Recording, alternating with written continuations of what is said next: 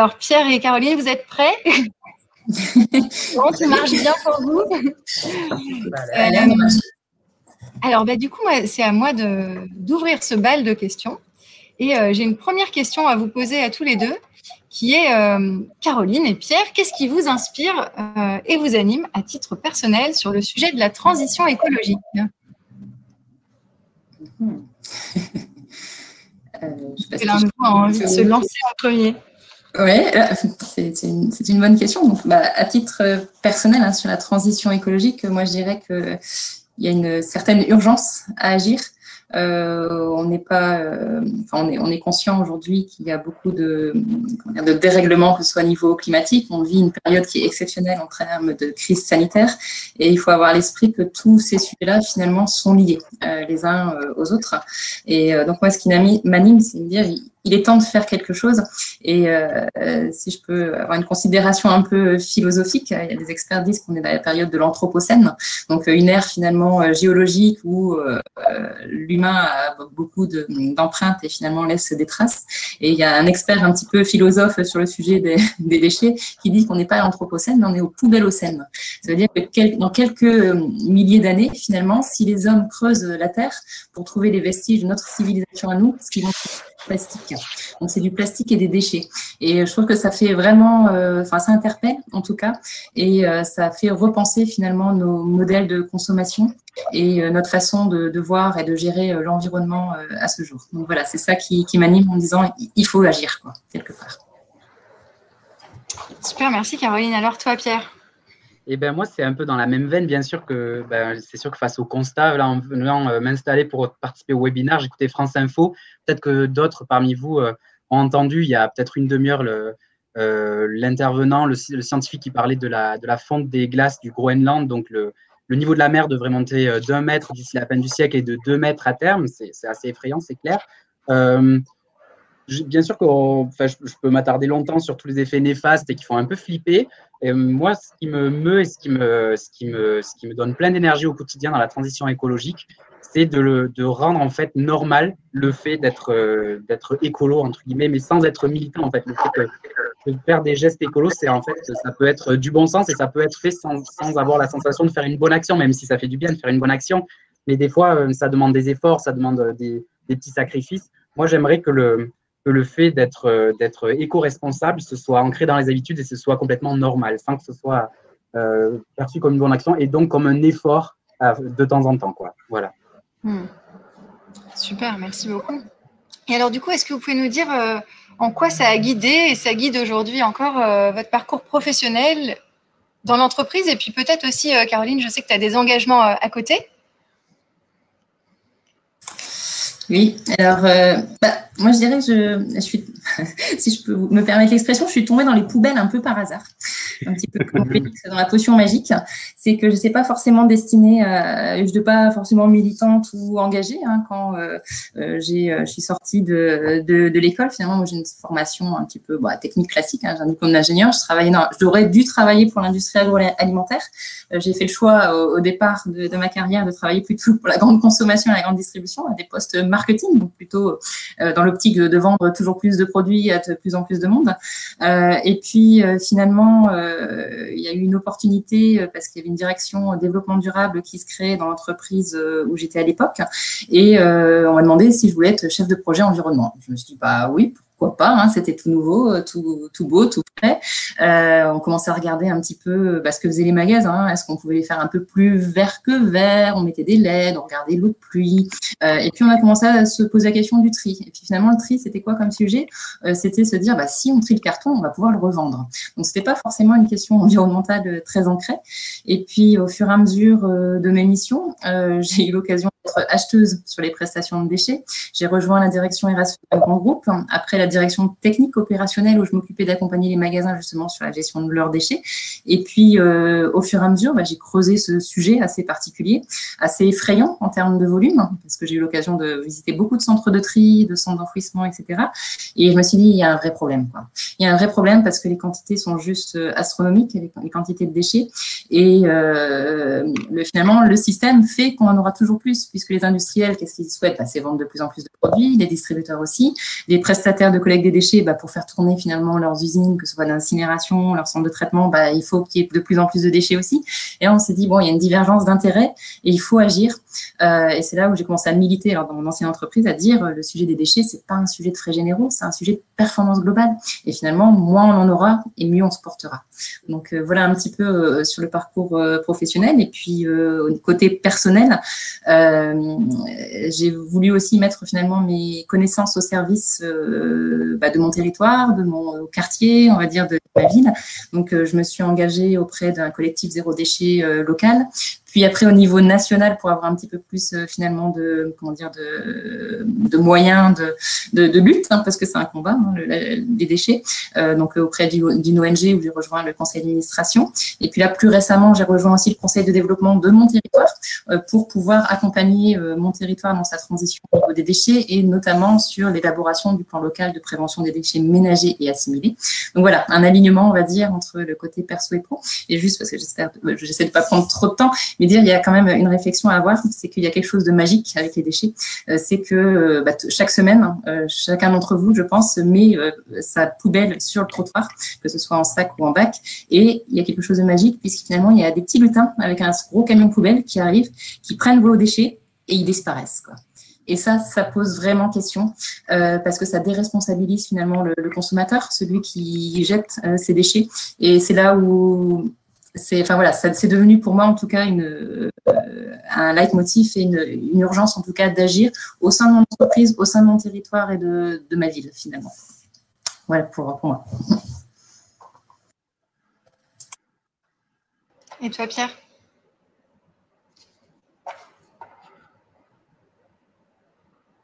Et moi, du coup, effectivement, les déchets, le problème des déchets, c'est ce qui guide ma vie professionnelle depuis maintenant 4 ans, puisque je me suis lancé dans l'aventure du Drive to New il y a 4 ans maintenant, avec mon épouse et associée, du coup, Salomé. À la base, moi, je suis pas tombé dans les poubelles parce qu'en fait, je suis né dans une famille où il n'y avait pas de poubelle. Littéralement, quand j'y repense, mon grand-père et ma grand-mère, leur poubelle de cuisine, c'était un petit seau de 5 litres et ils sortaient ça une fois toutes les semaines, quoi. Alors moi, je fais mon champion avec ma poubelle de 30 litres que je sors une fois par mois, mais eux, c'était encore mieux. Et parce qu'en fait, ils réutilisaient tout ce qu'ils avaient. Ils avaient très peu de moyens. En fait, c'était des réfugiés espagnols qui réutilisaient tous les emballages vides, pour ne pas dire déchets d'emballage. Donc, ce qui fait qu'au final, il n'y avait pas de poubelle à sortir. Et donc, j'ai grandi dans l'état d'esprit que tous les déchets peuvent avoir une seconde vie. Par exemple, la barquette de jambon, il la nettoyait puis s'en servait comme plateau de fromage ou comme épouvantail. Enfin, voilà, il faisait plein de second usages. Les étiquettes d'agrumes, il les gardait précieusement et s'en servait comme scotch. Voilà, donc source d'inspiration zéro déchet à fond. Et à l'inverse, l'expérience familiale de Salomé, c'est plutôt une expérience où, malgré le fait que sa famille soit au courant de l'urgence environnementale, comme franchement 99,9% des habitants de la planète, je pense, ou en tout cas en France, pourtant, si c'est trop compliqué je vais prendre un exemple qui, Caroline, va te faire mal aux oreilles, mais s'il faut faire 50 ou 100 mètres de plus pour aller jusqu'au récup vert, pour jeter la bouteille au récup vert, l'arrêt de la bouteille en verre, elle finit dans le tout venant, quoi. Alors moi, bien sûr, quand j'ai vu ça, ça m'a étonné, mais c'est sans jugement, en fait, pour ce qu'ils font, parce que je peux comprendre que des fois, ça arrive, quoi. Et donc, nos deux expériences familiales ont fait que on s'est dit, on doit pouvoir créer quelque chose créer un système qui devienne aussi mainstream que la grande distribution, parce qu'aujourd'hui, tout le monde tape sur la grande distribution. C'est pas le bon public pour dire ça, mais il y a quand même beaucoup de monde qui tape sur la grande distribution et malgré tout le monde y va parce qu'il y a des supermarchés partout, parce que c'est les bons prix, parce qu'il y a tous les produits, parce que c'est ouvert sur des créneaux horaires larges et donc pratiques. Pour autant, en 2017, au moment où on s'est lancé, il y avait l'Observatoire de la consommation qui avait sorti une étude qui disait que 84% des Français voulaient consommer de façon plus responsable, mais ne savaient pas comment faire. Donc on s'est dit, tiens, on va apporter une solution parce qu'aujourd'hui, à l'époque, il y en avait déjà des solutions. Il y avait les AMAP, il y avait la ruche de Louis, il y avait les épiceries zéro déchet qui commençaient à fleurir un petit peu partout dans les centres-villes. Mais voilà, rien d'aussi simple que ChronoDrive, quoi. Donc on s'est dit, on va s'inspirer de ce qui fait la simplicité d'usage de la grande distribution et on va le mixer avec la consommation des instances de consommation responsable type épicerie zéro déchet, type AMAP, etc. Et c'est comme ça qu'on a créé un hybride de Drive to New. Je suis en train de me rendre compte que je parle du Drive to New déjà alors que je devrais parler de mon expérience pro, mais c'est quand même assez lié. Donc voilà mon expérience pro en tout cas depuis 4 ans et avant ça, j'étais pas forcément dans les déchets, mais j'avais déjà en tête ce fameux Drive to Nu, puisque pour la petite histoire, j'avais essayé de le créer en 2012, à l'époque où j'étais fraîchement diplômé, j'avais aucune économie de côté, donc au bout d'un moment, la réalité m'a rattrapé, il a fallu mettre un petit peu de pâte dans l'assiette, pour ne pas dire de beurre dans les pâtes, parce qu'à l'époque, il n'y avait même pas de pâte, et donc j'ai pris un boulot d'ingénieur agro rapidement. Merci beaucoup Pierre et merci Caroline. C'était effectivement l'idée, c'était voilà, de parler de vous, de commencer cet échange avec tous les participants, avec vous, qui vous êtes, et vous l'avez fait avec beaucoup d'authenticité. Donc un grand merci déjà pour ces premiers échanges. Alors ensuite, on avait envie aussi de poser un certain nombre de choses en termes de situation par rapport aux déchets, parce que vous avez commencé à l'évoquer avec quelques chiffres. Tu parlais tout à l'heure aussi, Caroline, de chiffres effrayants. Donc là, je vais poser un certain nombre de questions. Alors, principalement à Caroline, qui a beaucoup de données, qui a accumulé beaucoup de données et d'éléments très factuels au niveau des déchets. Et donc, j'avais une première question pour toi, Caroline. Est-ce que tu peux nous faire un panorama des natures de déchets, de leurs enjeux, sans aller trop dans le détail, mais en donnant une overview pour nos participants ? Oui, ça marche. Alors déjà, pour comprendre ce que c'est un déchet, je propose qu'on parte de la définition officielle, parce qu'il y a une définition, celle qui est écrite, on va dire, par l'ADEME. C'est qu'un déchet, ça correspond à tout matériau, substance ou produit qui a été jeté ou abandonné car il n'a plus d'utilisation précise. C'est important de préciser ça parce que c'est se dire, on part d'un produit ou d'un emballage, peu importe, dont on n'a plus l'utilité finalement et on s'en débarrasse. Donc c'est ça la définition du déchet. Il y a différentes natures de déchets, différentes origines. On parle souvent des emballages plastiques, mais on peut aussi parler des produits en fin de vie, les déchets du bâtiment qui représentent une énorme part de nos déchets, les déchets agricoles, les déchets alimentaires, qui sont donc plus ou moins dangereux, plus ou moins faciles à recycler, voire pas du tout, plus ou moins faciles à collecter aussi, parce que finalement la première étape avant le recyclage, c'est la collecte, ce qui pose déjà un certain nombre de soucis et de questions. Donc voilà, si on prend quelques chiffres aussi pour avoir une vue et quelques chiffres effrayants pour Ludovic, à l'échelle du monde, aujourd'hui, on produit 2 milliards de tonnes de déchets par an. 2 milliards de tonnes, sachant que la Banque mondiale projette que d'ici 2050, on sera à 3,4 milliards de tonnes, ce qui correspond à une hausse de 70% de la production des déchets dans le monde. On produit aussi 300 millions de tonnes de plastique par an, dont 12 millions de tonnes finissent au fond des océans. Pour vous donner un petit peu les chiffres qui font peur, mais qui posent quand même question et qui amènent à se dire qu'il faut accélérer sur ces sujets-là. Donc, sur la question des plastiques dans l'océan, on en voit une partie, on va dire que c'est la partie émergée de l'iceberg. Pour tout ce qu'on voit, il y a au moins 9 fois ou 10 fois la même quantité qu'on ne voit plus, parce que le plastique, finalement, se fragmente en micro et en nanoparticules de plastique. Et on considère aujourd'hui qu'il y a 500 fois plus de microparticules de plastique dans l'océan que d'étoiles dans la galaxie. Et certains experts considèrent que bientôt, il y aura même plus de microplastiques dans l'océan que de poissons. Voilà, ça, c'est des vrais sujets, des chiffres vraiment qui sont posés. Et il faut aussi avoir à l'esprit que selon les pays, la situation n'est pas la même. Dans les pays aujourd'hui à faible revenu, donc encore en voie de développement, 39% des déchets ménagers à peine sont collectés. Et le reste, finalement, est plus souvent brûlé ou abandonné dans la nature, dans des décharges à ciel ouvert. Pour l'Europe, si on se rapproche un petit peu, il faut avoir à l'esprit qu'on a seulement 14% de nos plastiques qui sont aujourd'hui collectés et seulement 2% qui sont recyclés, ce qui est juste ridicule, quelque part. En France, si on prend sur notre territoire, un habitant produit en moyenne, alors tout à l'heure, moi j'ai pas tout à fait les mêmes chiffres, c'est vrai que les sources sont pas toutes équivalentes, donc on a en moyenne 390 kg de déchets qui sont produits par an en moyenne par un Français, dont 79 kg de déchets alimentaires, dont 7 kg qui n'ont même pas été ouverts ou déballés. Donc voilà, ça c'est la source du gaspillage. Si on ajoute, parce que ça c'est juste les déchets finalement produits par l'habitant dans sa consommation quotidienne, si on ajoute les déchets de l'industrie en France, plus les déchets du BTP, on arrive quasiment à 5 tonnes par Français, en fait. Voilà, donc ça c'est pour poser un petit peu les chiffres et pour dire finalement qu'on croule sous les déchets et qu'au-delà de leur quantité, qui est synonyme de gaspillage et des ressources, les déchets, leur mode de traitement sont à l'origine de nombreuses pollutions, de problèmes de santé publique et aussi de destruction de la biodiversité. Et c'est un marché aussi, il faut avoir à l'esprit que c'est très, très lucratif. On estime qu'aujourd'hui, le trafic de déchets dans le monde, c'est équivalent finalement au montant du trafic de stupéfiants dans le monde. Enfin, il y a une manne financière dans certains pays, que je ne citerai pas, c'est la mafia qui gère la gestion des déchets. Bon, on n'est pas là en France, mais il y a quand même des monopoles sur ces sujets-là qui font qu'on peut se poser quand même des questions, quoi.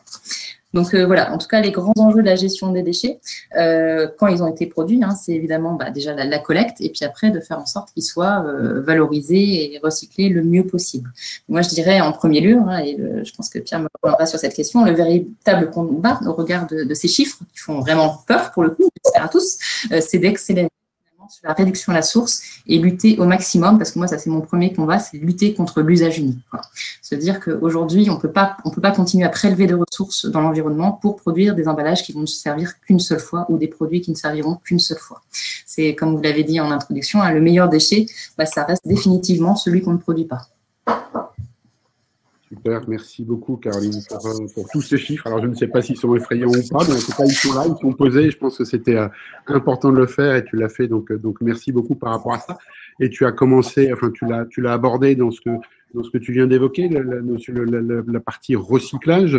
On parle beaucoup de recyclage. Alors je sais que chez Zero Waste, et on en a parlé ensemble, le tout recyclage, on parle plutôt de grand enfumage. Et justement, par rapport à ça, je voulais que tu nous développes un petit peu le positionnement par rapport au recyclage, à quel point on peut recycler nos déchets ou pas. Ok, bon, c'est bien, t'as bien retenu déjà nos échanges, hein. C'est une excellente question, hein, parce qu'aujourd'hui, finalement, on nous survend le recyclage et puis les bénéfices supposés de l'économie circulaire pour lutter contre le gaspillage, que ce soit le gouvernement, que ce soit les industriels ou les distributeurs, tous finalement diffusent des messages rassurants pour nous dire que le recyclage va nous sauver, qu'on peut consommer tant qu'on veut, puisqu'ensuite, finalement, tout sera recyclé. C'est notre baguette magique aussi de tout à l'heure, avec nos petits lutins du Père Noël ou enfin du camion poubelle, c'est de se dire on consomme et finalement pas de problème, hein. Derrière on recycle, donc tout va bien, on est en circuit fermé, etc. Or c'est pour moi en tout cas c'est une grande illusion, donc l'enfumage comme tu citais, je dirais une belle arnaque aussi, hein, qui fait plaisir à tout le monde parce que ça remet ni en cause la croissance, parce que là bientôt on va être dans un plan de relance, donc on se dit on veut le monde d'après, mais finalement si on applique le plan de relance, on sera toujours dans le monde d'avant, donc ça c'est un vrai sujet. Et puis finalement c'est un alibi à surconsommer et ça ne change pas non plus les comportements des consommateurs. Or, il faudra quand même avoir une notion de se dire que le recyclage, ça reste très, très limité. Donc, la première distinction à avoir bien en tête, hein, c'est la distinction entre la recyclabilité technique d'un produit, d'un emballage et sa recyclabilité opérationnelle. C'est pas parce que finalement un produit est 100% recyclable, quelle que soit sa matière, qu'il sera recyclé à la fin. On l'a dit tout à l'heure, en Europe, seulement 2% des plastiques sont recyclés. Pourquoi? Donc déjà, problème de collecte. Comment on fait pour collecter partout les déchets? Et après, si la filière n'existe pas, ça c'est un autre sujet. Aujourd'hui, on peut citer un exemple qui va peut-être parler à certains. Les collectivités locales vont avoir une obligation d'ici peu de collecter tous les emballages que vous produisez, que vous utilisez en tout cas chez vous. Ça s'appelle l'extension des consignes de tri. Pourquoi on fait ça? Beaucoup se disent c'est très bien, on va pouvoir enfin recycler les pots de yaourt. Eh bien non, pas du tout. En fait, ce qui se passe, c'est que le gouvernement est en train de simplifier le geste de tri pour le consommateur. Et il dit, pour simplifier ce geste de tri, pour plus que le consommateur ait de questions à se poser, on va tout mettre dans le bac jaune. Donc, tous les emballages, sauf qu'après, ces emballages-là, ils vont finir sur la chaîne de tri et ils vont être séparés parce que le pot de yaourt, pour l'instant, on ne va pas le recycler. Donc, ça veut dire que ce pot de yaourt, il finira soit en décharge, donc en enfouissement, comme on dit, ou en centre de stockage, parce que finalement, l'enfouissement, c'est enterrer les déchets, on appelle ça joliment un centre de stockage, en espérant que dans quelques dizaines d'années, on les ressortira pour les valoriser ou en faire quelque chose, ce qui est juste une illusion aussi. Mais donc voilà, donc toujours avoir à l'esprit la différence entre la recyclabilité technique et opérationnelle. Donc c'est là aussi dans nos grandes entreprises, chaque jour, on a des sollicitations de fournisseurs en disant je vais vous vendre un produit plus vert que vert, il est 100% recyclable, 100% compostable, 100% quelque chose. Et puis finalement, se rend compte que la filière n'existe pas derrière.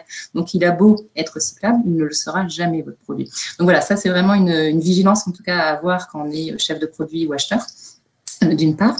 Après aussi, avoir en tête que une fois qu'on a recyclé, on se dit le produit il a été collecté, il a été recyclé, et oui, mais est-ce qu'il y a un débouché derrière? Et les débouchés, finalement, sont assez rares. Il n'y a pas de marché pour l'économie circulaire, en tout cas, sur beaucoup de catégories de produits. Enfin, s'il n'y a pas de marché, il n'y a pas de demande. Donc, il y a une saturation aujourd'hui aussi des matières recyclables. Alors, il faut peut-être que vous savez qu'il y a 3-4 ans maintenant, la Chine a fermé ses frontières à l'importation de déchets parce qu'il y avait quand même une grosse partie des déchets du monde occidental, en tout cas, qui finissaient en Chine, notamment en carton, plastique, etc. Et en 2017, la Chine a décidé de fermer ses frontières. Donc, les déchets sont restés en Europe notamment, et il y a eu une saturation des matières, ce qui a conduit par exemple les États-Unis, dans certains États, à brûler les matières recyclables, parce que finalement ils n'avaient plus de débouchés et ça leur coûtait moins cher d'incinérer sur place que de recycler. En France, fin 2019, on s'est retrouvé avec plus de 4 millions de tonnes de carton qui ne trouvaient pas de preneurs, parce qu'il n'y avait plus de demande. Alors aujourd'hui, on a une petite embellie grâce au Covid, parce que le web explose, donc on a plus de demandes de carton et d'emballage, etc. Mais voilà, c'est un marché finalement qui est très fluctuant et il faut toujours se dire que s'il n'y a pas de marché, de toute façon, on ne recyclera rien. Et donc voilà, donc ça c'est un sujet. Après, on peut se dire aussi en termes de notion du recyclage, le recyclage aujourd'hui, ça devient l'alibi à la surconsommation. C'est ce que je vous disais tout à l'heure, on vante les mérites du recyclage en disant consommez, parce que de toute façon, ce sera recyclé à la fin. Mais il faut aussi se dire que le recyclage, finalement, il se nourrit de l'usage unique et donc de la surconsommation. Alors pourquoi? Parce que mettre en place une filière de recyclage, donc on l'a dit, il faut collecter, il faut trier, il faut souvent laver, il faut utiliser des équipements industriels lourds, ça coûte très très cher. Donc à un moment donné, celui qui met ça en place, il veut que ce soit rentable. Donc pour que ce soit rentable, qu'est-ce qui se passe? Il faut avoir plus de volume finalement. Donc finalement, le recyclage se nourrit des déchets. Donc, c'est ce qu'on appelle, alors soit on peut dire c'est le serpent un peu qui se mord la queue, ou ce qu'on appelle l'effet rebond.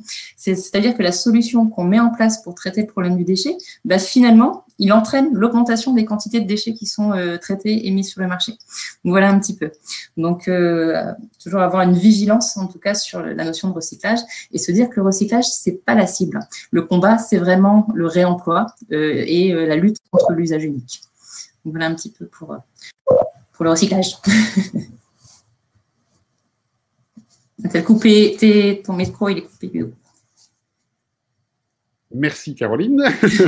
Double merci Caroline pour la remarque et surtout pour la réponse. Je pense qu'on a bien compris à travers ta réponse les différents enjeux autour du recyclage. Merci beaucoup. J'aurais une dernière question sur laquelle je vous demanderai une réponse assez courte par rapport à la situation actuelle et plus focusée sur les risques au niveau entreprise, les risques économiques.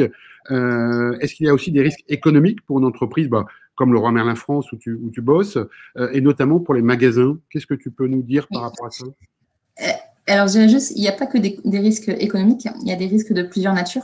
Alors, on peut les prioriser selon nos affinités intellectuelles et ce qu'on entend par là.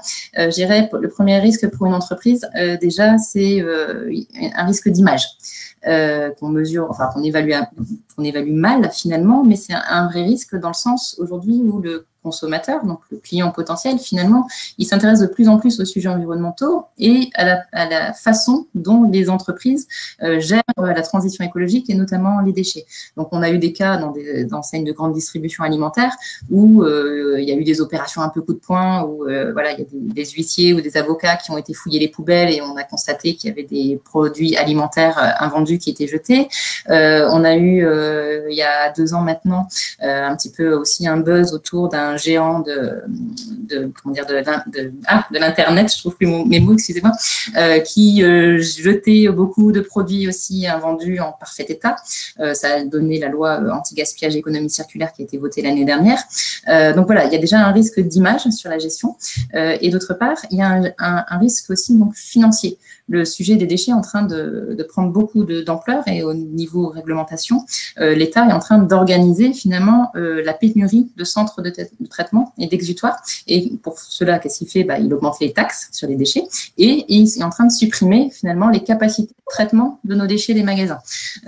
Donc l'idée, c'est de trier toujours plus, sauf que quand on se rappelle ce qu'on vient de se dire, c'est que quand on trie plus, c'est super, on a des matières valorisables, mais quand il n'y a pas de marché derrière, ça devient compliqué. Néanmoins, le risque financier et économique pour les entreprises, c'est que les budgets sont en train d'exploser et que si on ne fait rien, d'ici 5 ans, les budgets déchets vont presque doubler. Donc voilà, donc un enjeu en tout cas fort à actionner et ça peut être un argument de plus au-delà finalement du simple intérêt environnemental de travailler le sujet. Merci beaucoup, Caroline. Merci beaucoup, Caroline. C'est vraiment passionnant de t'écouter. Alors, du coup, j'aimerais bien aussi entendre un peu Pierre. Alors, Pierre, est-ce que tu pourrais nous raconter l'épopée du drive tout nu? Alors, Pierre a des gros murs dans sa maison, donc on a parfois des petites coupures d'Internet avec Pierre. On ne t'entend pas là, Pierre. J'avais désactivé le micro, donc gros mur ou pas, forcément, mais me revoilà. Merci Caroline, c'est vraiment hyper passionnant. Ça fait toujours du bien de réentendre ça, même si on a l'habitude d'en parler aussi, mais c'est hyper complet, donc merci beaucoup. Donc l'épopée du drive tout nu, je vous ai un peu parlé de mon histoire familiale et de celle de Salomé aussi. Peut-être ce qui a déclenché l'envie d'agir, Caroline en parlait en fait, elle parlait des petits lutins, et c'est vrai que ça c'est un constat que j'ai fait moi quand j'ai fait des stages, parce qu'à la base j'ai fait des études d'ingé agricole parce que je voulais faire de l'humanitaire, je voulais faire du développement rural international via l'agriculture, et donc j'ai eu la chance de faire des super stages dans des pays dits en voie de développement, notamment au Mali, au Kenya, Madagascar et au Népal. Et en fait, une des choses qui m'ont le plus marqué dans ces pays-là, c'est que en fait on voit les déchets produits par la société. C'est-à-dire qu'au fur et à mesure de la semaine, de la journée, de la semaine, du mois, les déchets vont s'accumuler dans la rue, dans les rivières, dans les arbres. Et tout ça parce que le système de collecte est bien plus mal organisé que ce qu'on a la chance d'avoir en France. Alors, a priori, Caroline n'est pas trop d'accord, c'est une chance, mais malgré tout, bon, ça fait que nos rues sont plus propres. Mais en effet, ça m'a fait me réaliser qu'en fait, ces gens-là, dans ces pays-là, ils ont plutôt tendance à consommer comme mes grands-parents, c'est-à-dire consommer moins qu'un Français moyen et réutiliser aussi beaucoup plus. Et pourtant, ils produisaient autant de déchets que je voyais s'accumuler dans les rues. Et donc, je me suis posé la question à ce moment-là, ça a été vraiment une prise de conscience, combien nous, en France, on produit de déchets et qu'on ne voit pas parce que le système de collecte fait que le matin, quand on a posé sa poubelle dans le bac à ordures, en fait, ça disparaît comme par magie, quoi. Et donc, les chiffres, on a même voté pour les chiffres tout à l'heure, donc je ne vais pas vous les redire, mais je trouve que donc on a parlé des stats, 568 kilos de déchets par Français par an. Et ce que je me permets de compléter, c'est que 50% du volume de ces déchets, ce sont des déchets, des emballages des PGC. Les PGC, c'est les produits de grande consommation, qui sont l'alimentaire, cosmétique, hygiène et produits ménagers. Et donc, c'est de là que la réflexion est partie avec Salomé, comment on peut faciliter au maximum l'accès à une consommation zéro déchet et par extension responsable, parce qu'il faut être cohérent dans la démarche. Si on proposait des produits en zéro déchet, mais qui étaient mal faits à l'autre bout de la planète, ça n'aurait pas eu trop de sens. Donc, si on dit zéro déchet, ça coule de source, c'est parce que tous nos produits sont conditionnés dans des emballages réutilisables, soit des bocaux en verre, soit des sacs en toile. Et si on dit 100% responsable, c'est parce qu'on source nos produits de façon assez stricte. Le premier critère, bien sûr, c'est que nos producteurs jouent le jeu du zéro déchet ou du vrac à minima avec nous. Le second critère, c'est qu'on favorise au maximum le local et par extension le circuit court, et on s'engage statutairement à ce qu'au moins 60% des produits qu'on propose au Drive tout nu soient issus d'un périmètre de moins de 100 km autour du point de vente. Et le troisième critère, c'est la qualité intrinsèque des produits. Donc, on n'est pas forcément des ayatollahs du label bio. En revanche, nos producteurs qui n'ont pas de label, qui n'ont pas fait la démarche d'avoir des labels pour plein de raisons différentes, moi, je vais les auditer. On a des chartes internes au Drive tout nu, et donc en tant qu'ingé agro, je me rends sur les parcelles et dans les exploitations, et je vérifie que la manière dont ils produisent leurs produits correspondent à ce que nous, on veut distribuer à nos clients, à nos enfants, à nos familles, et dont on est super fiers parce que c'est excellent. Et bon, pour être tout à fait franc, c'est largement inspiré des labels bio avec quelques petites différences à gauche à droite, là où on trouvait que c'était incohérent. Voilà, donc peut-être au niveau de l'avancée de l'aventure, donc on a été sélectionné au parcours entrepreneur de Ticket for Change en 2017. Donc, Ticket for Change, c'est l'association sœur de Corporate for Change qui participe aujourd'hui. Et ça, pour Salomé et moi, ça a été un déclencheur, puisqu'à l'époque, on était, suite à notre première tentative avortée de créer le Drive tout nu en 2012, on avait été embauché dans des entreprises qui étaient somme toute hyper intéressantes, avec des CDI confortables, voilà, des situations de cadre relativement bien payées, etc. Et donc, on s'était promis que si on était pris à Ticket for Change, on démissionnait tous les deux de nos CDI à 3 semaines de notre mariage et qu'on se lançait dans la folle aventure de l'entrepreneuriat social et solidaire. Donc, c'est ce qu'on a fait. Est venu le jour où on a reçu le mail de Ticket for Change qui disait c'est cool, vous êtes pris. Donc, allez, il fallait démissionner. Ce qu'on a fait, et aujourd'hui, on est hyper heureux d'avoir fait ça. Et donc, on a fait pendant tout le deuxième semestre 2017 le parcours entrepreneur, donc qui est un parcours d'accompagnement de l'idée à l'action pour les aspirants entrepreneurs du changement, donc des entrepreneurs qui veulent ouvrir une entreprise à impact social ou environnemental. Et donc, ce parcours-là, ça nous a donné plein de clés dont on se sert encore aujourd'hui, 4 ans après d'ailleurs, au quotidien quasiment. Et puis aussi d'un contact, une émulation, parce qu'on était 50 porteurs de projets à être sélectionnés. Et à la suite de ça, on a fait une phase de test à Toulouse, qui a duré 4 mois. Donc, pendant 1 mois, on s'installait dans un tiers-lieu et on proposait à nos clients de passer commande à une espèce de drive-to-nu version bêta, donc avec pas trop de produits, beaucoup de bière et pas trop d'autres choses. Donc, je m'étais fait engueuler par Salomé parce que j'avais mal fait mon assortiment. Il était beaucoup trop bien. Mais bon, bref, on s'est régalé quand même. Ensuite, donc on changeait de lieu tous les mois et ça nous a permis de faire parler du projet, tester notre site web, tester la manière dont on sourçait nos produits et puis aussi tester les lieux où on s'implantait, puisque notre intuition, c'était que la place du drive-to-nu était dans le périurbain et dans le rural, là où les gens ont peu accès à un réseau de transport en commun ou en tout cas pas accès à un réseau de transport en commun suffisant pour faire leurs déplacements de tous les jours. Et donc, ils utilisent la voiture et installer un drive-to-nu en plein milieu, ça avait du sens pour qu'ils fassent leurs courses de manière la plus pratique possible, en zéro déchet et en responsable. Et donc, la phase de test a super bien marché. À notre grand bonheur, ce n'était pas que dans notre tête que le drive-to-nu paraissait important et paraissait répondre à un besoin. Donc, suite à ça, on a fait un crowdfunding qui a bien marché aussi. Et donc, on a ouvert le premier drive-to-nu en banlieue toulousaine, au nord de Toulouse, fin 2018. Et donc, pour être tout à fait franc, ça a marché complètement au-delà de nos espérances. C'était assez lunaire. Bon, en fait, on a eu la chance d'avoir la presse qui s'est beaucoup intéressée au projet. Et donc, ça a fait un petit peu boule de neige. Et donc, on s'est retrouvé avec énormément de clients, mais pas assez de produits pour nos clients, pas assez de bocaux pour mettre les produits dedans, pas assez de personnes pour mettre les produits dans les bocaux. Donc, c'était appel la famille, les amis. Il fallait que tout le monde vienne nous aider à remplir des bocaux et à servir les clients. C'était une période assez marrante où on n'a pas dormi, mais c'était très drôle et très fédérateur pour l'équipe qui était déjà là. Donc, on est passé très vite en fait de 3 personnes, donc Salomé, moi et puis Sarah qui était notre première salariée, à 7 personnes.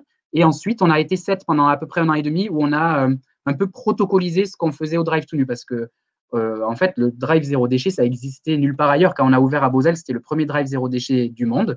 Et donc, on a fait un peu à la façon artisanale et on a compensé notre manque d'organisation par de l'huile de coude. Et donc, d'un point de vue très économique, c'était voué à l'échec parce que le fait d'être pas organisé, ça nous a obligés à embaucher à tour de bras dans tous les sens. Et donc, on n'était pas du tout à l'équilibre. Donc, il a fallu rationaliser ce qu'on faisait, s'organiser. Et en même temps qu'on faisait tout ça, en fait, on a reçu énormément de sollicitations de potentielles personnes qui voulaient eux aussi ouvrir des drive-to-nu dans leur région, dans leur ville, dans leur région. Et donc, à l'époque, je vous disais, on était tellement artisanaux, tellement à l'huile de coude qu'on s'est dit, on ne peut pas franchiser, on ne peut pas envoyer des entrepreneurs au casse-pipe parce que peut-être que tout le monde n'a pas envie comme nous d'avoir une vie de vivre dans le drive, dormir dans le drive, manger dans le drive. Et donc, il fallait qu'on structure notre activité avant de pouvoir changer d'échelle, encore une fois, pour pouvoir maximiser notre impact sur le zéro déchet. Et donc, c'est ce qu'on a fait. Et on s'est senti prêt, du coup, mi-2020, à ouvrir un deuxième drive-to-nu qu'on a ouvert encore en banlieue toulousaine, dans le quartier de Balmagramont, et un troisième début 2021 dans le quartier de Montaudran. Et donc là, rétrospectivement, si on repense à le premier drive, donc il y a à Beauzelle, en début 2019, et on compare à aujourd'hui ce que c'est les drive-to-nu, c'est un autre monde, en fait. On fait, pour un petit chiffre, pour faire plaisir à Ludovic, aujourd'hui, on fait 2 fois plus de chiffre d'affaires avec 2 fois moins de personnel, pour vous donner une idée. Donc, on a vraiment réglé tout ça et on se sent prêt aujourd'hui à dupliquer, à changer d'échelle pour avoir de l'impact sur le zéro déchet partout en France. Et donc, on a ouvert notre première franchise à Lille en avril, le 14 avril très précisément, et on va ouvrir notre seconde franchise à Chambéry, en octobre a priori. Voilà. Voilà, je ne sais pas si vous avez des questions. Merci. C'est hyper complet. Alors, j'entends un gros écho. Non, c'est bon. Alors, du coup, comment ça marche concrètement pour le client, le drive-to-nu? Alors, c'est le plus simple possible. En fait, vous allez sur ledrive-tout-nu.com, vous faites vos courses et juste avant de payer, vous sélectionnez l'heure et la date de retrait. Donc, ça peut être au minimum dans 1 heure. Et ensuite, vous venez, donc vous payez sur Internet et ensuite, vous venez récupérer votre commande à l'heure choisie. Et lorsque vous arrivez sur place, tous vos produits sont déjà conditionnés dans des contenants réutilisables. Donc, on a dit beaucoup en verre ou sac en toile. Donc, vous avez juste à dire bonjour, je m'appelle Pierre Gérard. Je m'appelle Pierre Géraud, j'ai la commande 163 012. Et le préparateur de commande va vous sortir la commande. Tenez, voilà vos produits secs, voilà vos produits frais. Et vous repartez avec votre belle commande sous le bras. Le temps d'attente moyen pour les clients, c'est 1 minute, à moins qu'il ait envie de parler. Et on est très content d'expliquer la provenance et nos produits parce qu'en fait, ça fait aussi partie de la valeur ajoutée de ce qu'on propose Drive-Thru. En fait, on a l'habitude de dire que nos clients viennent pour le zéro déchet, ils viennent par curiosité pour le zéro déchet et ils restent pour la qualité des produits. Et on est super heureux de parler de tel ou tel produit, de tel producteur qui nous a raconté ci ou ça. Enfin, nos producteurs, ils nous livrent 1 ou voire 2 fois par semaine selon le type de produit qu'ils ont. Par exemple, les fraises, comme c'est sensible, on est livré 2 fois par semaine. Et donc, le producteur nous tient au courant du terroir, qu'est-ce qui se passe, pourquoi les fraises, elles sont juste absolument incroyables en ce moment et pourquoi elles l'ont été un peu moins la semaine d'avant. Enfin, voilà, on est très heureux de parler des produits à nos clients et qui eux-mêmes sont ravis d'avoir l'histoire à ramener à la maison en plus de super fraises. Super, merci beaucoup. Du coup, Pierre, juste… pardon, et du coup, j'ai pas fini avec l'essentiel, c'est que du coup, les contenants réutilisables, les clients sont invités à nous les ramener, bien sûr. Donc, ce qu'on a voulu faire aussi, puisque lorsqu'on a fait notre étude de marché avec Ticket Sorting, on s'est rendu compte que la consigne, ça peut être hyper engageant pour un client potentiel. Par exemple, lorsqu'on fait ses courses du quotidien, c'est très rapide qu'on ait un panier de 40-50 articles. Et si on devait payer une consigne de 1 euro par contenant, ça fait vite 40-50 euros de consigne. Et franchement, c'est hyper bloquant, quoi. Donc, on a pris le pari on a inventé le système de la consigne inversée, c'est-à-dire que les contenants sont notre propriété. Quand on les confie aux clients, en fait, on les fait pas payer via une consigne. Mais par contre, on incite les clients à nous les rapporter via un bon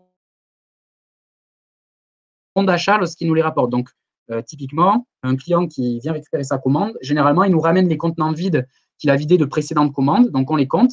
Et au moment de clôturer sa commande, en fait, on renseigne le nombre le nombre de contenants vides qui a été rapporté. Et donc, ça envoie automatiquement un bon d'achat de 10 centimes fois le nombre de contenants rapportés. Et donc, le client peut utiliser ce bon d'achat pour une prochaine commande. Merci beaucoup, Pierre. Alors, là, on a parlé du déchet qui est chez le client. Et Caroline, toi, tu connais aussi d'autres déchets, les déchets d'exploitation. Est-ce que tu peux nous dire comment toi, tu t'y prends pour animer les équipes de Leroy Merlin France sur le chemin du zéro déchet? Et quelles sont les étapes pour toi quel est le chemin que tu imagines sur ce sujet-là? Oui, ça marche. Donc oui, effectivement, il y a une distinction à faire entre les déchets qui arrivent finalement chez les clients et ce qu'on appelle les déchets d'exploitation, notamment des magasins. Donc ça, c'est les déchets qui sont liés à l'activité du magasin. Donc c'est les déchets de carton, les emballages, etc. Parfois des produits cassés. Donc c'est un vrai sujet parce que dans une enseigne comme Leroy Merlin, c'est plusieurs dizaines de milliers de tonnes par an qui sont générées. Donc pour replanter un peu le décor, Leroy Merlin, c'est 140 magasins à peu près à travers la France, plus de 27 000 collaborateurs. Alors, on a la chance cette année et l'honneur d'avoir été désigné enseigne préférée des Français. Et il y a eu un autre sondage récemment qui disait que c'est la 2e entreprise en termes de qualité et de conditions de vie au travail. Donc finalement, on a un poids énorme sur les épaules parce qu'on doit être une entreprise finalement exemplaire et qui doit s'engager peut-être un peu plus que les autres au regard de ces belles performances sur le sujet de la transition. Et donc, il y a alors, la chance que j'ai, c'est que on a une grande démarche au niveau du groupe qui a été lancée en fin d'année dernière, qui s'appelle donc le We Make It Positive, pour justement sensibiliser et embarquer les collaborateurs du groupe ADO sur le sujet de la transition écologique. Donc, les magasins avaient le choix finalement de s'engager sur les sujets qu'ils souhaitaient, et le sujet déchets a été fortement plébiscité, parce que c'est vrai que je le répète souvent, mais le sujet déchets, finalement, chacun a son rôle à jouer, parce que ce soit en magasin, que ce soit peu importe le service, la mission, le rôle de la personne, on a tous finalement un papier, un carton, quelque chose dans les mains, et il faut trouver la bonne case finalement pour le recycler ou en tout cas le réutiliser. Donc, déjà, partant de là, c'était plus facile. Moi, je suis arrivée l'année dernière avec la mission, et d'ailleurs, le titre, hein, moi, je suis chef de projet zéro déchet, et je le souligne parce que c'est assez rare encore dans nos entreprises, enfin, que ce soit nos entreprises de l'AFM ou au-delà. C'est une mission qui existe très peu. Et l'idée, hein, c'est de pouvoir mettre en place une stratégie de gestion responsable des déchets dans l'entreprise, avec moi ma petite connotation en se disant moi je veux aller plus loin, je veux aller vers le zéro déchet parce que j'ai des engagements très forts sur ce sujet-là. Donc la première étape quand je suis arrivée en début d'année dernière, ça a été de poser un diagnostic, savoir où l'entreprise en était sur le sujet de la gestion des déchets, donc chercher un petit peu de chiffres aussi hein, pour savoir quels sont les tonnages concernés, quels sont les déchets concernés, quelles sont les filières qui sont mises en place, quels sont les progrès à faire, les priorités, etc.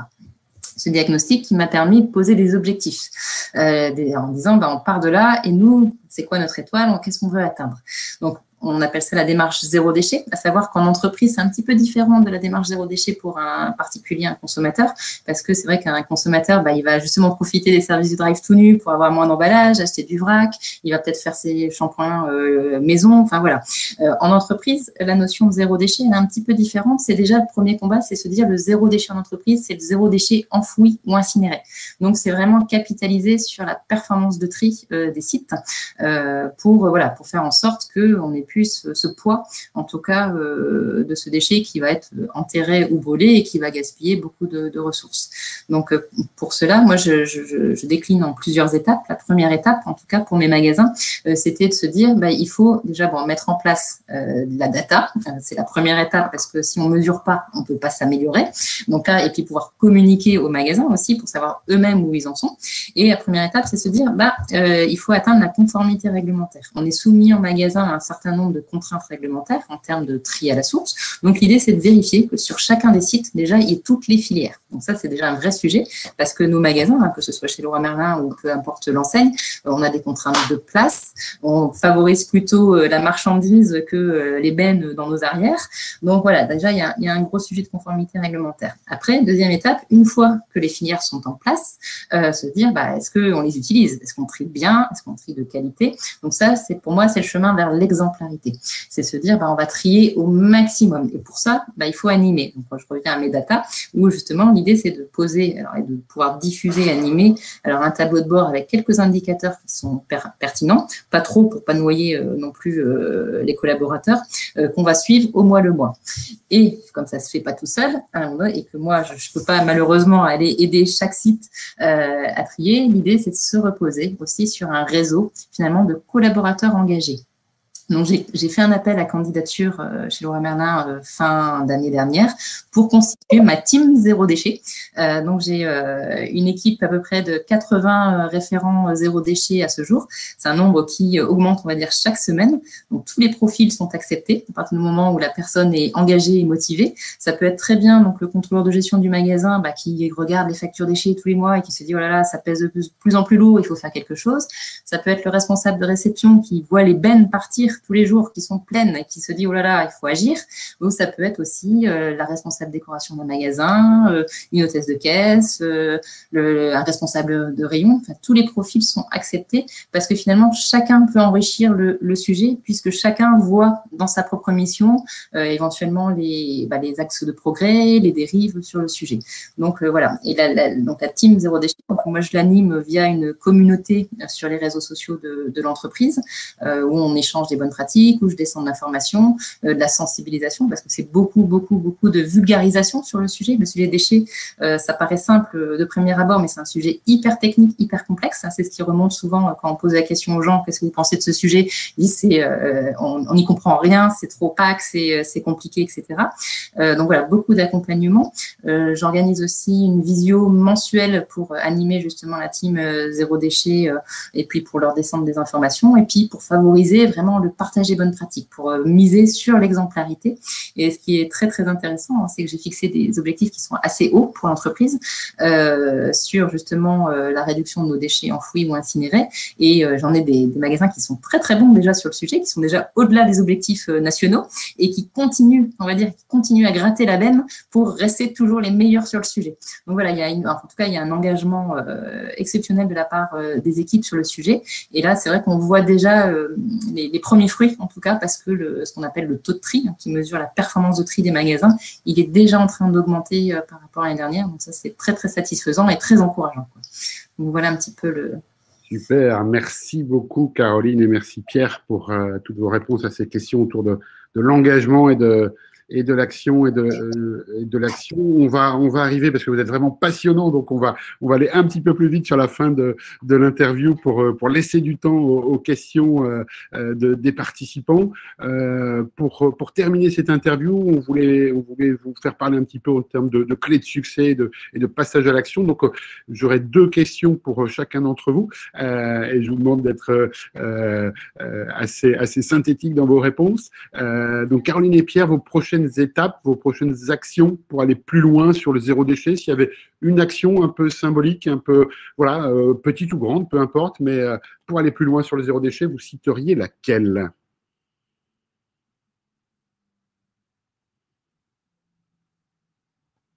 C'est difficile d'en choisir une seule, je suis obligé. Tu peux en prendre 2. Allez, j'en fais 2 super courtes. La première, pour nous, ça va être de avoir un assortiment le plus large possible pour que nos clients puissent trouver tous les produits dont ils ont besoin au quotidien au Drive tout nu. Et ce qui nous manque, la seule chose qui nous manque actuellement, c'est la viande fraîche en zéro déchet. Pourquoi? Parce qu'en fait, il y a des normes d'hygiène à mettre en place, ce qu'on est en train de faire, et on devrait tester d'ici quelques semaines ou mois le poulet avant de passer sur le porc, l'agneau. Et donc, on est très heureux de pouvoir proposer des viandes archi-qualitatives. Donc là, on est vraiment sur qu'on pourrait appeler le flexitarien, qui sont locales, qui sont élevées en extérieur, etc. Et donc, en zéro déchet et archi-responsable, pour, encore une fois, permettre au maximum la facilité de consommer en zéro déchet et en responsable, y compris sur la viande. Et la deuxième chose, c'est d'accompagner les producteurs qui ne sont pas encore dans le zéro déchet avec nous à le faire, puisque je vous le disais sur le choix de nos producteurs et de nos fournisseurs, soit ils jouent le jeu du zéro déchet, c'est-à-dire qu'ils nous livrent leurs produits dans des contenants qui sont eux-mêmes réutilisables. Donc, typiquement, ils vont nous livrer du petit épeautre dans un gros bidon alimentaire que nous, ensuite, on va alicoter dans des bocaux.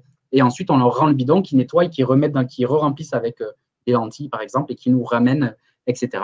Et on a certains producteurs, souvent, dans l'immense majorité, les beaucoup plus gros, pour lesquels on a du mal en fait à faire passer sur ce zéro déchet aussi en amont. Et donc, le fait qu'on grossisse nous-mêmes, ça permet d'avoir un petit peu plus de poids pour les motiver à passer eux aussi sur le zéro déchet. Donc, ça fait partie aussi de nos projets actuels et futurs. Merci Pierre. Caroline, sur ce sujet-là? C'est hyper difficile de choisir une action, même 2, parce qu'elles sont tellement… Non, tu n'as le droit qu'à une seule action, Caroline. Ça, c'est vache. Désolée. L'action, parce qu'on a parlé finalement de conformité réglementaire et d'exemplarité, c'est une fois malheureusement que le déchet il est produit. Et l'idée aussi sous-jacente, on va dire, c'est la réduction à la source. Donc, c'est de faire en sorte que nos entrepôts, nos fournisseurs n'envoient plus de déchets potentiels en magasin. Donc là, il y a un gros sujet. Et le sujet, c'est de changer le système, de faire bouger les lignes en amont, de changer le cahier des charges d'emballage de nos fournisseurs, de faire en sorte d'avoir moins de déchets d'emballage notamment, ou alors faire en sorte qu'on ne peut pas le supprimer parce qu'il y a quand même, l'emballage a une vertu quand même, c'est de sécuriser le produit pendant son transport, donc il ne faut pas l'oublier. C'est se dire, est-ce qu'on peut faire ces emballages finalement réutilisables, est-ce qu'on peut les supprimer, et puis après, voilà, il y a plein d'autres projets qui sont en train de se greffer sur aussi le numérique responsable, comment on peut faire en sorte d'arrêter d'imprimer des pages qui ne servent à rien en magasin, tout en faisant attention à notre empreinte numérique, parce que l'idée, c'est pas de choisir la peste ou le choléra en se disant on fait moins de papier, mais finalement on fait de la data, donc c'est pas mieux. Donc voilà, les actions, c'est la réduction à la source, et je tiens à le souligner aussi, c'est que chez Leroy Merlin, on a pris le sujet sur un point de vue environnemental, et tous nos objectifs sont en tonnage et en performance environnementale et pas en euros. Parce que vraiment, on se dit finalement, quand on aura atteint l'exemplarité sur le sujet des déchets, de toute façon, mécaniquement, on paiera moins et notre budget déchets va diminuer. Donc voilà, les prochaines actions, mais c'est frustrant. C'est très clair. Merci. Oui, désolé, Caroline. C'est un petit peu le jeu aussi d'être rapide sur certains sujets. La toute dernière question que je vais vous poser, c'est en quelques mots, Caroline et Pierre, le conseil, l'invitation que vous auriez envie de partager aux participants, aux plus de 100 participants de cet afterwork. Le conseil, l'invitation, voilà, en quelques mots. Allez, je donne la parole à Pierre et puis Caroline, on te laissera conclure cette séquence. Alors, moi, le conseil que je donnerais, bon, ça va être lié forcément à l'aspect client. Moi, le conseil que je donnerais, c'est essayez le zéro déchet. Si vous avez la chance d'avoir une épicerie ou un drive zéro déchet à proximité de chez vous, allez-y. Parce que je sais, pour avoir interviewé plein de gens lors de, encore une fois, l'étude de marché, et puis depuis, pour essayer d'être encore plus proche de ce dont ont besoin nos clients, que ça peut parfois effrayer. On peut se dire, est-ce que l'hygiène est correcte? Est-ce que les produits sont bons, etc. Est-ce que c'est pratique d'avoir des courses zéro déchet, de devoir ramener les bocaux, etc. Et franchement, l'essayer, c'est l'adopter. Donc, essayez. Eh bien, on ira tous à la pilaterie donc, pour faire une commande. C'est promis. Caroline. Eh ben, c'est un peu dans la même veine, hein, évidemment, que Pierre. Je dirais, posez-vous les bonnes questions, prenez de la hauteur sur votre consommation, sur votre rapport finalement aux produits que vous achetez. Posez-vous les questions, savoir si vous avez besoin de ce produit neuf, est-ce que vous pouvez acheter d'occasion, est-ce que vous pouvez partager, est-ce que vous pouvez louer vos produits. Et l'idée, c'est de faire des petits pas. En magasin, c'est toujours ce que je leur dis en fonction de leur maturité sur le sujet, c'est qu'on y va étape par étape. Et pour le premier pas, je dirais, essayez par exemple déjà pour ceux qui consomment encore de l'eau en bouteille, passer à la gourde, passer à l'eau finalement du robinet. Et puis après, vous allez vous dire, finalement c'est facile, qu'est-ce que je pourrais faire de plus? Aller chez Pierre acheter du vrac, enfin au drive to me. Et puis après, finalement, faites du compost. Et puis quand vous avez le compost, faites un petit potager. Donc voilà, allez-y par étapes, parce que c'est un cercle vertueux, hein, c'est un état d'esprit le zéro déchet, qui est lié à plein d'autres sujets finalement de transition écologique. C'est quand on met le doigt dedans, après on se dit finalement c'est facile de changer le comportement. Et puis après, comme ça, vous pourrez aller convaincre finalement vos amis, vos voisins, vos collègues aussi, parce que dans nos missions, dans nos entreprises, on a tous des sujets aussi à porter et à améliorer. Et puis, si pour conclure, pour faire écho un petit peu à la phrase de Jean-Yann que vous aviez citée dans l'accroche pour l'afterwork, moi je dirais tout le monde veut sauver la planète et il est plus que temps de s'occuper des poubelles. Super, il est plus que temps de s'occuper des poubelles. On va rester sur cette phrase-là et je vais vous remercier vraiment tous les deux pour votre témoignage vraiment trop passionnant. C'était vraiment trop chouette. Merci beaucoup. Avant de passer aux questions des participants, il y en a aussi beaucoup des questions des participants. On ne pourra pas tout traiter, mais on va essayer de prendre celles qui sont les plus likées. Et pour conclure ce temps d'inspiration, je vais laisser la parole à François, qui a pris son petit hélicoptère, François, et qui s'est mis dans une posture il va essayer de faire une synthèse de ses propos passionnants, ce qu'il en a retenu avec son regard un petit peu de prise de hauteur. Il va nous faire cette synthèse en quelques minutes et ensuite on bascule sur la séquence questions-réponses, vos questions et les réponses de Pierre et de Caroline. François, c'est à toi. Merci Ludovic et un grand bravo à nos intervenants pour leur témoignage riche d'enseignements. Alors, l'exercice est difficile parce qu'il y a plein de choses à relever. J'en ai relevé que certains, j'en oublierai d'autres forcément puisque je ne peux pas tout vous dire. Donc, au niveau de la posture individuelle, ce que j'ai retenu, la phrase de Caroline en introduction, nous sommes résolument des poubelles aux Seine, c'est quand même fort de sens. Pierre surenchérissait en disant qu'effectivement, toutes les choses sont liées et si on continue de cette façon-là avec effectivement le changement climatique, il va y avoir aussi une montée des mers d'1 mètre et donc tout est lié. Et puis aussi cette image d'arrêter aussi d'opposer les gestes, le bon geste et ce qu'il est normal d'eux. En fait, il devrait être parfaitement normal et naturel d'avoir tous les jours au quotidien des gestes éco-responsables. Alors effectivement, par rapport à tout cela, on peut dire aussi qu'au niveau des entreprises, ce qui est important, c'est de se dire que il faut aussi arrêter d'opposer, de parler de déchets en termes de frais généraux, mais bien de raisonner en termes de performance globale, parce que effectivement, c'est un changement de posture qui peut avoir du sens et nous permettre dans les entreprises d'aller plus loin dans cette action de gestion des déchets. Ce qui est aussi intéressant et ce qui m'a marqué, c'est qu'effectivement, et on s'en rend pas compte, quand on sort ces poubelles, on a un sentiment quelque part de déresponsabilisation, ce qu'évoquait Caroline, puisqu'effectivement les poubelles disparaissent. Donc on a le sentiment finalement que tout va bien, alors que c'est pas évidemment le cas. Où vont effectivement tous ces déchets par la suite? Concernant le regard de nos experts sur la situation, eh bien, ils sont quand même collégialement alarmants à la vue donc des chiffres qui ont été proposés. Alors, je ne vais pas tous vous les citer parce que ils sont tous assez édifiants. Quelques-uns, 2 milliards de tonnes de déchets produits par an, c'est juste monstrueux, avec pour perspective, pour 2050, 3,4 milliards de tonnes, ce qui est quand même absolument monstrueux, avec 300 millions de tonnes de plastique produits dans le monde par an. Il est plus que temps, et on l'a maintes fois répété, je crois, dans cet after work, il est plus que temps de passer à l'action. Surtout quand on voit qu'effectivement que ce que l'on voit, effectivement, ça n'est que la phase émergée de l'iceberg. Pour parler de toute façon des parties immergées, il y a effectivement 500 fois plus de microparticules de plastique que d'étoiles dans la galaxie. Et effectivement, la plupart sont au fond des océans. C'est assez édifiant. On croule donc sous les déchets.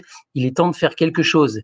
Et alors attention, effectivement, la première chose dont on nous parle, c'est bien sûr le recyclage. On nous le survend la plupart du temps. Alors effectivement, il faut savoir également qu'une autre lecture est également possible, parce qu'il faut savoir distinguer plein de choses, notamment la recyclabilité technique et opérationnelle. On parle de produits recyclables, mais sachez qu'ils ne le seront jamais si la filière de recyclage n'existe pas, ce que soulignait très justement Caroline. Donc, le recyclage peut être aussi considéré comme un alibi à la surconsommation, puisqu'effectivement, on est dans un système, en tout cas qu'on nous présente comme tel, je dirais, itératif de façon permanente. On consomme, on recycle, on peut reconsommer, etc. Alors qu'effectivement, c'est pas du tout le cas. Et le recyclage aussi se nourrit bien évidemment des déchets, avec tout un système économique qu'il y a derrière. Donc le vrai combat, en fait, c'est pas tant le recyclage, ce serait plutôt le réemploi des produits que nous consommons. Donc, effectivement, ce qui est important en termes par rapport à ce constat, effectivement, on l'a fait, il est difficile, mais il y a plein de choses qui existent et on sait qu'on peut s'engager et on peut engager nos entreprises pour avoir un impact plus positif. C'est effectivement l'épopée qu'a lancé Pierre et son épouse Salomé avec beaucoup de courage, puisqu'effectivement, il a constaté que 50% des déchets de nos poubelles, ce sont des emballages PGC, et donc il est produit de grande consommation, et donc il était temps effectivement de faire quelque chose. Donc il propose la mise en place d'une solution de vente de produits sans emballage, depuis le sourcing du producteur jusqu'à la distribution aux consommateurs. Et ce qui m'a aussi surpris, qui m'a, je dirais, impressionné, c'est cette capacité d'engagement, puisqu'effectivement, après la validation de ce projet auprès de Ticket for Change, Salomé et Pierre ont pris la double décision de démissionner pour lancer cette activité, comme quoi, effectivement, cet engagement, il est payant aujourd'hui, puisque on en est aujourd'hui au 3e Drive tout nu, avec effectivement des franchises qui vont se lancer tant sur l'île que sur Chambéry. Donc un grand bravo à vous.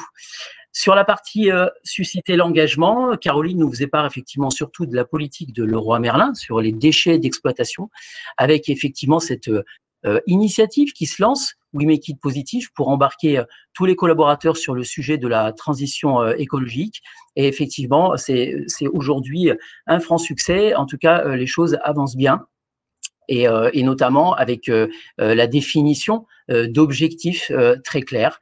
Caroline le soulignait, elle est chef de projet zéro déchet. Cette appellation n'existe pas, enfin en tout cas existe peu aujourd'hui. Elle existe puisque Caroline est là parmi nous, bien sûr. Et donc effectivement, il est temps de la développer. Et son objectif, l'objectif qu'elle s'est fixé après le diagnostic, c'était de se dire le zéro déchet, c'est d'abord le zéro déchet enfoui ou incinéré. Et pour ce faire, donc, elle propose 3 étapes. Donc, vérifier d'abord que toutes les filières sont bien présentes pour se lancer dans cette aventure. Faire preuve d'exemplarité. Est-ce qu'on les utilise vraiment, toutes ces filières? Et enfin, se reposer sur un réseau 2 collaborateurs engagés, donc sa fameuse team zéro déchet, qui va lui permettre, je n'en doute pas, de réussir son objectif.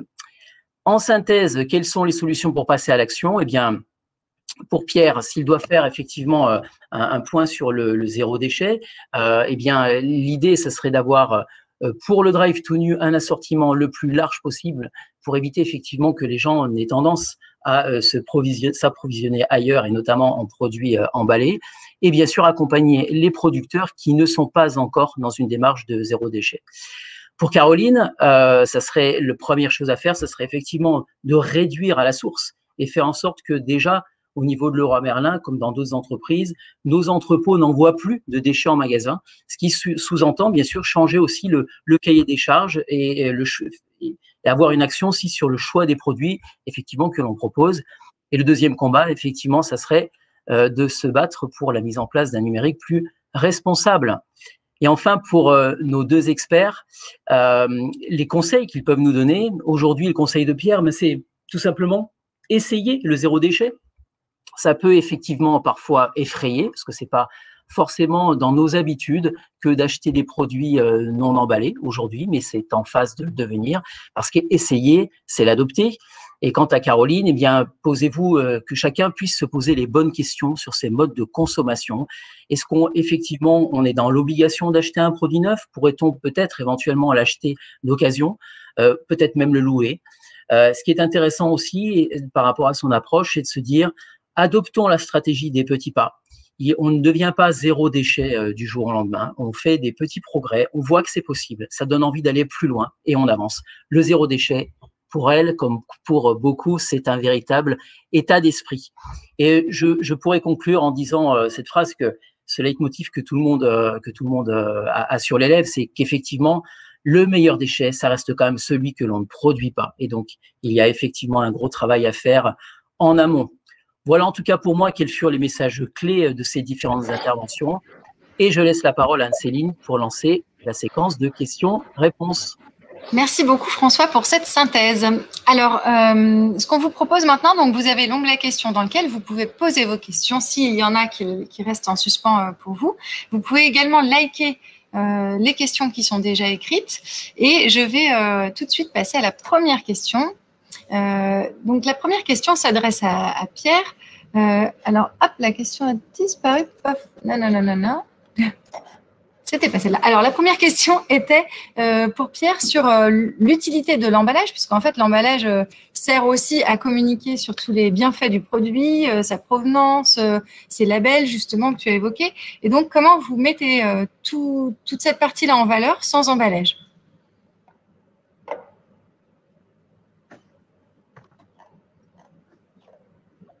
Sans emballage, en fait. Le fait de ne pas avoir d'emballage, du coup, comment vous mettez en valeur tous les attributs du produit ?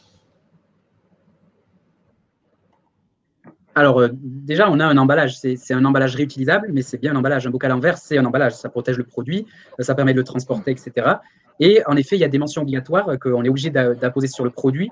Et donc, ça, on le fait par le biais d'une petite étiquette qu'on colle sur les capsules des bocaux. Donc, c'est une petite étiquette qui fait de mémoire 2 cm sur 5 et qui va mentionner toutes les mentions obligatoires, comme la dénomination du produit, le poids, si c'est bio ou pas, le numéro de lot et la DLC DLUO. Ensuite, on met aussi des petites infos complémentaires, genre le temps de cuisson pour le riz, par exemple, et aussi les allergènes, bien sûr. Donc ça, c'est pour les mentions obligatoires qui sont apposées sur les bocaux. En revanche, pour toutes les informations complémentaires qui ne sont pas obligatoires, ça, c'est des infos qu'on va retrouver sur le site web. C'est l'avantage de la vente en ligne. C'est qu'en fait, si vous allez jeter un œil sur le drivetonu.com, sur n'importe quel produit, vous allez trouver toutes les infos d'origine. S'il y a un producteur local, on va expliquer quelle est sa démarche, quelle est son histoire, quel est le label qu'il a s'il en a, quels sont les bienfaits du produit si c'est un produit un peu spécial. Voilà, c'est l'avantage du digital, c'est qu'on peut un peu y mettre toutes les infos qu'on a et on n'est pas contraint par la petite taille d'un emballage. Super, merci beaucoup. Merci Pierre. Alors, il y a une deuxième question pour toi également, très likée, autour du vrac. Tu disais tout à l'heure, tout le monde va dans la grande distrie. Et donc, est-ce que tu penses que le vrac pourrait se développer vraiment dans la grande distrie ou pas? Qu'est-ce que tu en penses par rapport à ça? Oui, c'est d'ailleurs déjà le cas, puisque en fait, le leader du vrac en France, c'est Biocoop. Donc, le Biocoop, c'est de la grande distrib. Et donc, le vrac est déjà présent dans la grande distrib. Après, heureusement qu'ils passent sur du vrac, heureusement qu'ils font tous des efforts, puisque je cite souvent l'exemple de Lidl. Je crois que Lidl, c'est 150 millions de clients uniques en France par semaine. Et donc, ça veut dire que probablement, je m'engage, mais probablement que quand ils enlèvent un sachet autour d'une salade dans tous leurs magasins pendant 2 mois, ils ont probablement plus d'impact que tous les drive-thru réunis pendant 1 an, quoi. Donc, on a besoin que tout le monde s'y mette, on a besoin que tout le monde passe au vrac, à moins de déchets, etc. Chaque petit pas sera une amélioration. Donc, oui, moi, je pense que le vrac va se démocratiser au-delà des structures spécialisées vrac. Après, chacun propose aussi des produits différents. Et donc, chacun continuera à proposer des produits un peu spécifiques à leur offre, etc. Mais oui, pour moi, le vrac va se démocratiser. Merci beaucoup, Pierre. Merci beaucoup, Pierre. Alors, on a une question pour Caroline. Quels seraient les avantages et les challenges d'implanter des centres de collecte et de tri sur nos trop grands parkings? C'est une excellente question. Alors, c'est une bonne question, mais en même temps, on n'a pas tous des très, très grands parkings. Il faut savoir qu'on a quand même des magasins, que ce soit alors, chez Leroy Merlin, chez Auchan, enfin, peu importe, pas de parking, donc c'est un vrai sujet. Il y a des contraintes réglementaires qui, normalement, nous interdit de mettre des centres de tri des déchets, de collecte, en tout cas, sur nos parkings, parce qu'en termes d'ICPE, donc c'est installation classée pour l'environnement, on n'est pas censé le faire. Néanmoins, parce que la réglementation avance vite, et donc l'année dernière, il y a la loi AGEC, donc anti-gaspillage et économie circulaire, qui est sortie, et notamment avec la création de nouvelles filières REP. Donc, filière REP, c'est les filières à responsabilité élargie du producteur. Ça veut dire que le producteur ou le metteur sur le marché a une responsabilité quant à la fin de vie du produit. C'est notamment, alors, le cas le plus classique et le plus, je pense, connu, c'est les piles. Quand vous achetez une pile dans un supermarché, vous pouvez ramener votre ancienne pile dans ce même supermarché ou dans le supermarché d'à côté, peu importe. Demain, on va avoir des REP qui vont compléter celles qui existent déjà, notamment alors pour le bricolage, sur une REP qui s'appelle ABJ, donc article de bricolage et jardinage d'ici 2023. Pour Decathlon, la REP sur le sport, à la même date. On va avoir aussi les jouets aussi. Donc ça veut dire que clairement, à partir de 2023, on sera en obligation réglementaire de collecter quasiment tout ce qu'on vend dans nos magasins. Donc, ça pose des soucis, évidemment, de place, de collecte, parce que nos magasins n'ont pas été conçus pour ce type de sujet, en tout cas. Et oui, il y a des vraies questions qui disent comment on fait demain pour collecter. Est-ce qu'on se mutualise au niveau d'un centre commercial? Est-ce qu'on se mutualise au niveau d'un réseau aussi, parce que sur le bricolage, il y a un certain nombre d'enseignes, il y a le négoce, etc. Donc, c'est un vrai sujet qu'on aborde, et notamment dans les chantiers Act and Fax qu'anime Anne-Céline, puisque au sein des enseignes, on a tous les mêmes contraintes, toutes les mêmes obligations. Donc, on se pose vraiment des questions sur des solutions en rupture demain et qui soient un peu différenciantes aussi. Donc, c'est une très bonne question. Je n'ai pas la réponse là tout de suite, mais on y pense. Merci, Caroline. Je vais prolonger la question parce que tu étais en train d'évoquer sur cette notion de projet commun. Est-ce que tu peux nous en dire un petit peu plus sur les projets communs, justement, entre les différentes enseignes qui connaissent ces problématiques de déchets? Voilà, comment ça se passe? Qu'est-ce qui est concrètement mis en place? Est-ce que tu as 2-3 exemples par rapport à ça? Alors, on commence à travailler ce sujet-là parce que c'est assez récent. Ça fait même pas 1 an qu'on travaille en collaboration, en synergie, parce que l'idée, c'est de se dire que ce sujet est très, très compliqué. Donc, l'idée, c'est aussi de se dire les enseignes, où elles en sont, comment on peut les aider, les accompagner, comment on peut les challenger, et après, éventuellement, trouver des pistes, finalement, de synergie commune. Ce qui est vraiment pas simple, parce qu'on n'a pas les mêmes catégories de déchets, on n'a pas la même façon de fonctionner, on n'a pas les mêmes contrats aussi, tout bêtement. Donc, on a vraiment des sujets, parce qu'il ne faut pas que ça devienne des usines à gaz non plus. Et je vous dis, il y a cette notion aussi qu'on ne peut pas faire ce qu'on veut avec la réglementation, et on ne peut pas forcément faire ce qu'on veut avec nos déchets. Donc voilà, il n'y a pas encore de projet très concret. On en a quelques-uns dans les cartons qu'on pourra dévoiler, je pense, au fur et à mesure. Mais c'est des sujets qui sont vraiment, vraiment, vraiment très complexes. Donc voilà, c'est en cours, ça viendra. Et moi, je peux compléter un petit peu sur ce sujet. Il y a un certain nombre d'entreprises qui travaillent aussi sur des sujets plus spécifiques. Là, Caroline, elle a évoqué le groupe qui travaille sur l'ensemble des déchets. Il y a par exemple pas mal d'entreprises du textile qui travaillent, donc de la grande industrie textile, qui travaillent avec une association qui est spécialisée dans le textile qui s'appelle Fashion Green Hub et qui anime notamment un groupe de travail sur le plastique à usage unique pour la suppression de tous les polybags, des cintres, de ce genre d'articles-là. Voilà. Et puis, voilà, il y a différents groupes. Il y a un autre groupe aussi qui travaille sur les emballages, sur comment réduire le plastique dans les emballages qu'on envoie chez nos clients. Boulanger était très en avance sur ce sujet-là et donc ils ont commencé à remplacer complètement le plastique de certains emballages. Voilà. Mais ils emmènent avec eux tout le groupe de travail. Alors, je passe à la question suivante. La question suivante est pour Pierre. Et donc, mais je pense que Caroline, tu auras peut-être également des choses à dire là-dessus. Pierre, du coup, tu nous as parlé du déchet une fois qu'on est dans le drive tout nu et après chez le client. Mais qu'est-ce qui se passe en amont pour le fournisseur? Alors, je pense que j'ai un peu parlé de ça tout à l'heure. On a nos fournisseurs, on peut classer nos fournisseurs en fait selon deux catégories.